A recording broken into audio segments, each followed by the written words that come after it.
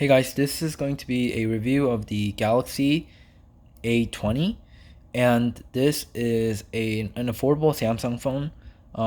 And this is Samsung. This is a direct response to the Chinese manufacturers that put out really good phones for a really low price, and this is one of those. But it's made by Samsung, a really big smartphone manufacturer who usually just makes flagship smartphones.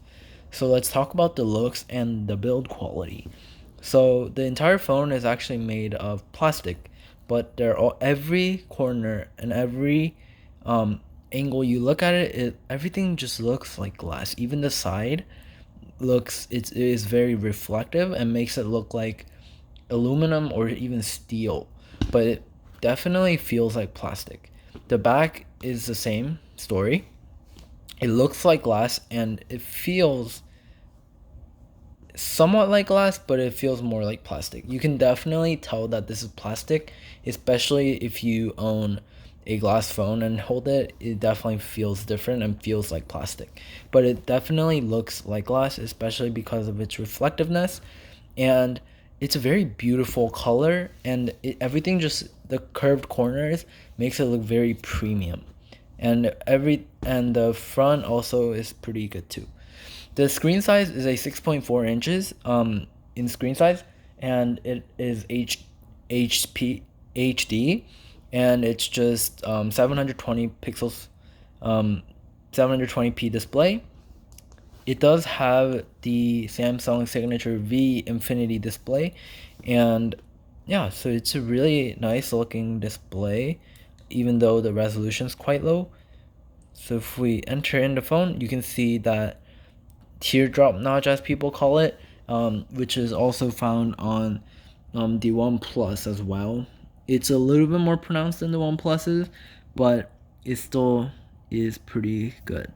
Now, the really odd thing is I would have assumed that they would have put these icons, pushed them all the way against the top of the display, because it won't get in the way of the hole punch. But they decided to lower it, which was kind of odd, and I wish they just kind of raised everything, because this wouldn't get obstructed by this anyways. So that was odd, but the software is the new Samsung UI, Samsung One UI. So it's a very clean software. It's honestly not really great. It's been pretty quick. So to go over kind of the rest of the specs, it has 3 gigabytes of RAM, 32 gigabytes of storage. It has an expandable micro SD card slot up to 512 gigabytes.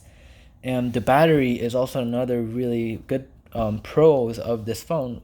It's got a huge 4,000 milliamp battery capacity, and it also has fast charging available.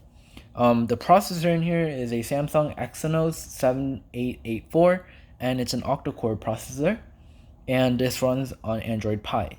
So it's actually a very smooth running phone.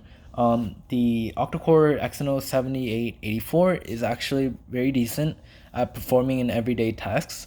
Um, it's a very speedy phone, and I haven't really seen too much slowdowns in regular usage. But when you start using maps and the GPS, and you start listening to podcasts or something, on top of everything, it starts to slow down a lot, and sometimes it gets quite buggy. So the display itself is quite good, but you can definitely see each pixel by pixel because due to its 720p display. But otherwise, everything, the colors look really great, and it's just a great display overall. And the overall feel in the phone feels like a pretty big phone, but due to its really small bezels at the bottom and at the top, it feels like a respectable sized phone. It actually feels slightly bigger. It only feels slightly bigger than the Galaxy S10 Plus. So it's a very respectable size at a respectable cost, and it's very comfortable phone to hold, and it looks pretty expensive. Now, one downside to this display that I have is, if you look closely, up here. Obviously, you can see the pixels from this angle, but the display actually seems to kind of curve too much. I think they curved the corners here a little too much. I wish they had made it a little bit more angular because it makes this awkward cut now. But otherwise, yep. So otherwise, it looks pretty great. So that's pretty good. So talking about the camera, so there are two rear cameras here. Oh, and also besides the point, there is a fingerprint scanner. It works extremely well and quickly. It's not as fast as the iPhone capacitive fingerprint scanners from the 6S and the 7 and the 8, but it's definitely fast enough where it won't bother you, like the speed won't bother you. So going back to the camera, it has two cameras. One is a 5 megapixel camera and another is 13 megapixel camera. Yep, so one is wide angle and one is normal camera. And I love the setup there. The normal camera has a f1.9 camera, which is extremely good. So if we go right there, so this is the normal angle camera and that is the wide angle camera. So it's very wide and very good. Now if we are taking the picture quality is extremely fine. It's pretty good for the price point, and the speed is again extremely respectable, especially considering the price point of this phone. It's a really good camera overall. The selfie camera is also an 8 megapixel camera, so it's very high quality camera. And although I wish the borders around the camera were a little bit smaller, it's still pretty good. And the display just looks fantastic from this angle, besides the display resolution. So the battery combined with the pretty efficient processor and the lower resolution display makes this phone have an amazing battery life. This is probably one of the longest running battery life phones I've ever used.